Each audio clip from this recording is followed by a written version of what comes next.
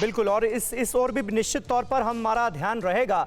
और फिलहाल जो जानकारियां मिली हैं उसके आधार पर डोमेस्टिक टेरर वर्ड का यूज किया जा रहा है। बहरहाल नेशविल में विस्फोटक वाले ट्रक को लेकर अब बड़ा खुलासा हो रहा है। धमाके के करीब 4 घंटे पहले ये ट्रक यहां पर पहुंचा था।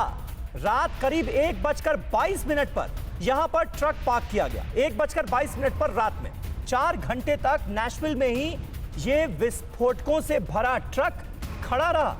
ये देखिए, ट्रक की तस्वीरें आपके सामने हैं। क्रिसमस की सुबह करीब 5:30 बजे इसमें धमाका हो जाता है। बड़ा सा ट्रक है और इसमें विस्फोटक भरे हुए थे, इससे भी इनकार अब नहीं किया जा सकता। भारी मात्रा में विस्फोटक इस ट्रक के अंदर था और यह ट्रक डाउनटाउन में बीच सड़क पर पार्क किया जाता है रात के वक्त और फिर सुबह इसमें ब्लास्ट हो जाता है। यह अपने आप में कितनी बड़ी लापरवाही है, सवाल तो यह भी है।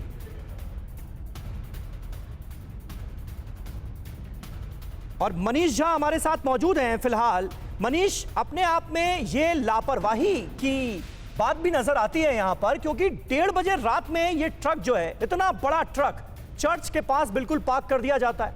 4.5 घंटे तक ये ऐसे ही पार्क रहता है और फिर उसके बाद सुबह धमाका हो जाता है, वो भी अनाउंसमेंट के बाद। और अनाउंसमेंट किसने किया? ट्रक में मौजूद लोगों ने कि धमाका होने वाला है।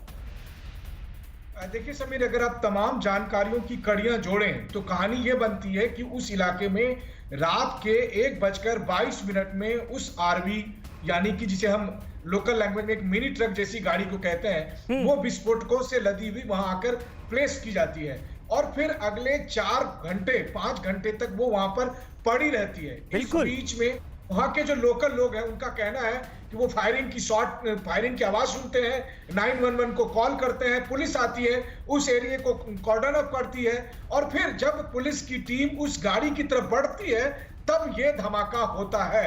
इसी से ये बात तय है कि विस्फोटकों से भरी वो गाड़ी लाई गई थी किसी और मकसद से, लेकिन हालात ऐसे बन गए थे क्योंकि पुलिस उसको अब घेरने वाली थी, इसीलिए विस्फोटक कराया गया जो गाड़ी के अंदर रहा होगा, ऐसी संभावना बनती है। अब दूसरी बात देखिए, 5 घंटे तक अगर वहां पर विस्फोट नहीं हुए हैं तो इसका मतलब है कि अगले 4-5 घंटे के बाद जबकि किसी ऐसे इलाके में जहां काफी भीड़ हो सकती थी, हो सकता है वहां की प्लानिंग हो। इसीलिए एफबीआई ने अपने वेबसाइट पर भी इस ट्रक की फोटो जारी करते हुए यह कहा है कि जिन भी लोगों को यह जानकारी है कि नेशविल में उस इलाके तक यह गाड़ी कैसे पहुंची या फिर डाउनटाउन के उस इलाके में रात के 1 बजे कौन कहां घूम रहा था, तो कृपया बिल्कुल सही बात है। नवनीत चुग साहब, ये सारे सवाल आप लोगों को भी परेशान कर रहे हैं क्या? और गौतमी जी इस बात का जिक्र कर रही हैं कि भाई क्या वजह है कि इतनी जबरदस्त टेक्नोलॉजी होने के बावजूद भी अभी तक ये नहीं पता किया जा सका कि इस धमाके के पीछे था कौन?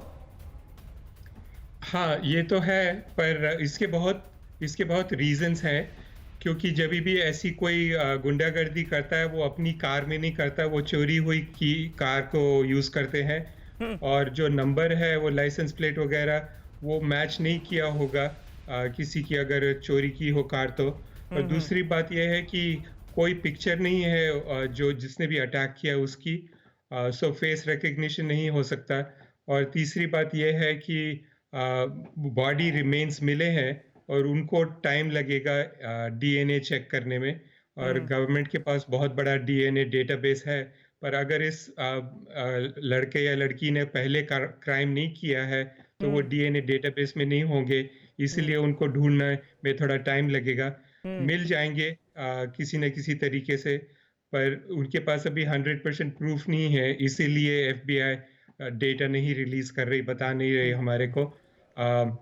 और क्रिसमस टाइम है और थोड़े छुट्टी है लोगों की, इसलिए थोड़ा और डिले हो रहा है। ठीक है, बिल्कुल नवनीत साहब बने रहे आप हमारे साथ। बहुत सारे सवाल जहन में उठते हैं जिस तरह से ये इंसिडेंट सामने आया है, जिस तरह से ये ब्लास्ट हुआ है नेशविल शहर में, वो कई सवाल खड़े कर रहा है। आने वाले वक्त में एफबीआई को इन तमाम सवालों के जवाब ढूंढने हैं। फिक्र आपकी, सोमवार से शुक्रवार रात 9 बजे सिर्फ TV9 भारतवर्ष पर।